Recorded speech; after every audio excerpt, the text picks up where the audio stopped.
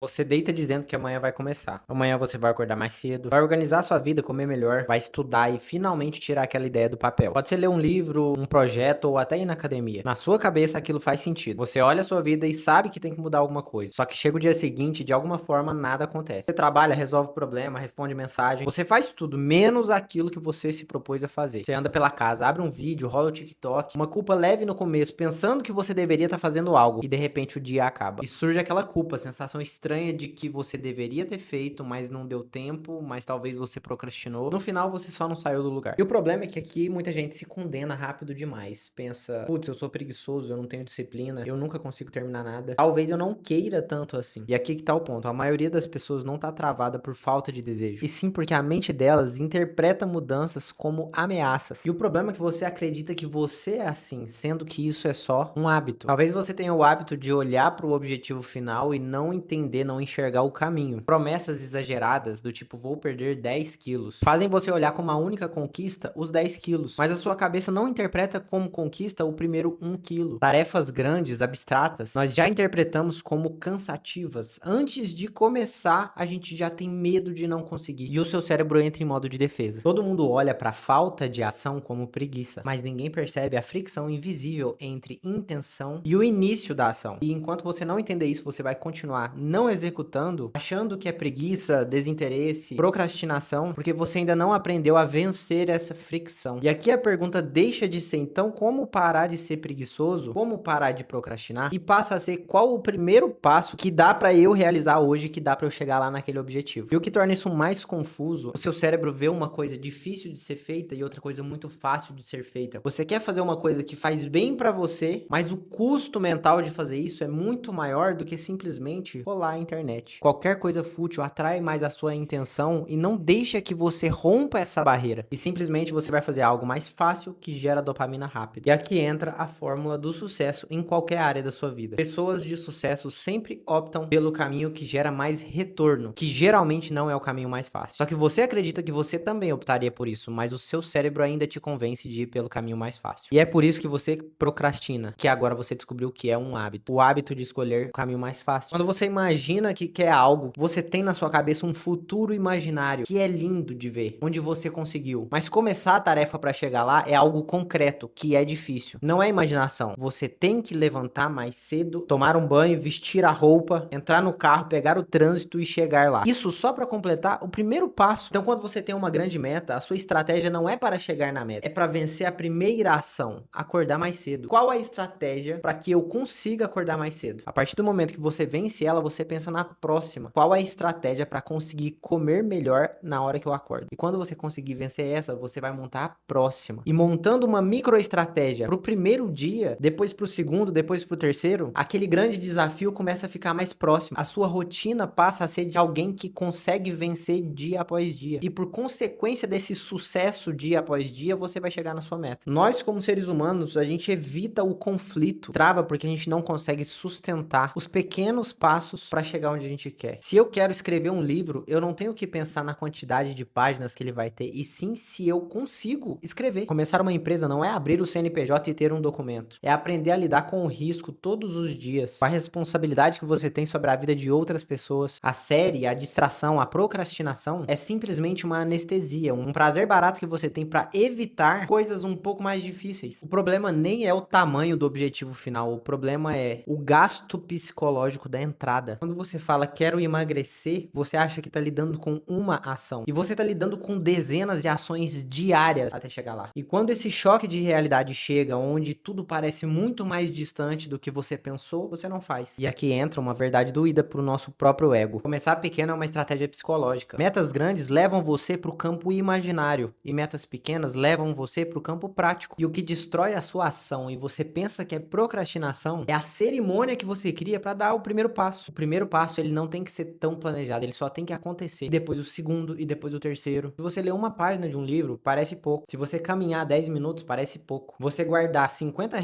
talvez pareça pouco. E é exatamente o quanto esse início parece suportável que aumenta as chances de sucesso do que você está fazendo. No início, você não precisa de intensidade, você precisa de evidência. A primeira semana, o primeiro mês de alguém na academia, às vezes é só dor, é só esforço. Mas na primeira vez que ela olha no espelho e se vê diferente, é uma evidência. Ela vê que funciona. E ali a chave vira na cabeça dela e ela fala, putz, tá valendo a pena, vou continuar. Essa onda de canetas emagrecedoras é uma prova disso. Aquelas pessoas que nunca conseguiram emagrecer e só conseguiram por conta da caneta, e a partir do momento que conseguiram emagrecer, conseguiram manter uma vida mais saudável, mostra que elas só conseguiram atingir o objetivo, que era a vida saudável, porque viram uma evidência. Porque se olharam no espelho e viram, vale a pena. E a maior ilusão quando o assunto é mudança pessoal é acreditar que você vai fazer porque você quer muito. E isso é uma mentira. Você faz porque agir daquela forma, a primeira ação, ficou acessível o suficiente para você continuar. Se você acha que uma transformação pessoal depende de motivação, você passa a esperar um estado emocional ideal para que você faça. E esse estado emocional ideal, ele vai acontecer esporadicamente. Talvez ele tenha acontecido uma vez e você está esperando a segunda já há meses. No dia que você acordar feliz, com foco, clareza, você vai fazer. Não, não vai. Adultos fazem porque tem que ser feito. Então a regra para você que é ambicioso e acha que procrastina, você deve sim escolher um grande objetivo, mas deve focar nas estratégias corretas para deixar acessível, para diminuir o atrito dos primeiros passos. Para você escrever um livro de 300 páginas, você só precisa escrever uma página por dia durante um ano. E aqui você monta a estratégia de como escrever uma página por dia e não de como escrever um livro. E é por isso que tantas pessoas falham, se frustram e desistem, porque tentam sustentar uma mudança muito acima do que ela consegue manter. E o problema da motivação é esse, onde você é motivado, você tá com a intensidade lá em cima, mas só naquele dia. E o que eu acabei de te apresentar é a regra básica da constância, é a fórmula da disciplina. Montar estratégias para fazer pequenas coisas todos os dias até você atingir seu objetivo. Porque uma boa rotina não é aquela que exige de você o tempo todo, e sim aquela que você consegue se manter por longos períodos, sendo feliz no dia a dia, mas cumprindo as suas tarefas. Pessoas disciplinadas muitas vezes não venceram um desejo monstruoso. Elas deixaram esse caminho mais fácil de fazer, mais automático, por construir condições em que o comportamento certo se torna simples. E aqui vai uma dica da forma mais fácil de começar a fazer isso. Ao invés de você pensar, eu vou estudar por 1 hora hoje, você reduz isso a, eu vou abrir o livro por 2 minutos. Ao invés de você falar, eu tenho que treinar pesado, você reduz isso a, eu vou colocar minha roupa e eu vou lá na academia e ficar 10 minutos. Porque a inércia também funciona nessas horas. Quando você começa e já está fazendo, fica mais fácil fazer mais um pouquinho. O valor dessa estratégia não tá na duração, não tá na intensidade, e sim no desarme psicológico de começar a fazer. E isso é igual empurrar um carro que acabou a gasolina. Você começa com aquele esforço gigantesco, mas depois que você consegue tirar o carro do lugar, vai ficando mais leve até ele ir sozinho. A partir de agora você aprendeu a mudar as coisas na sua vida de uma maneira simples, porque ninguém consegue permanecer num caminho, num dia a dia de sofrimento. E aqui entra a última camada. O que acontece quando você falha de novo? As pessoas não desistem no momento que falham, elas desistem quando acreditam que esse é o veredito final, que existe uma linha entre iniciar e ter sucesso ou iniciar e falhar, sendo que a falha é só um pedacinho de um grande processo onde você vai falhar mais dezenas de vezes, e isso só faz parte do caminho. E é por isso que tem tanta gente presa na procrastinação, porque falhou algumas vezes e entendeu que esse era o veredito final. As pessoas que têm sucesso em qualquer área da vida não são aquelas que nunca quebraram o ritmo, e sim aquelas que aprenderam a não dramatizar aquela quebra. Um dia ruim não define uma vida ruim, um mês ruim não define uma vida ruim,